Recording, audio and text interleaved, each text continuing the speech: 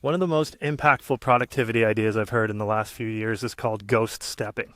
This is an idea that you're doing something repeatedly that takes a long time, which is not actually bringing you to the place you want to be. You're taking steps, but they're like ghost steps because they're not really taking you the right direction. They're not the most productive things you should do. And these are sneaky because they feel like they're productive. You feel like you're doing something that you should be doing that is productive, but the way for me where I can identify when I'm doing this is that I have this gut feeling or this feeling somewhere in the back of my mind that I'm just not doing the right thing, that I'm not spending my time in the best way that I should. And I think the best strategy is when you identify that feeling, when you've noticed that, to try and stop right away, literally stop, and take a few minutes to clear your mind.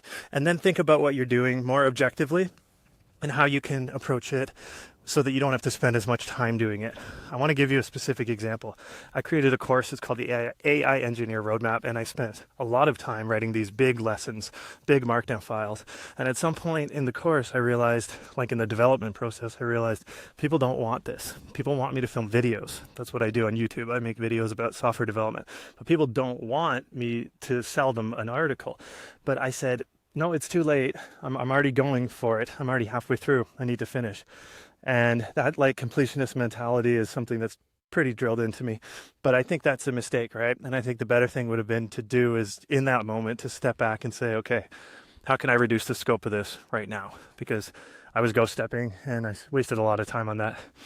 So I hope you like that idea. If you want to learn more from me, you can join my Skool community.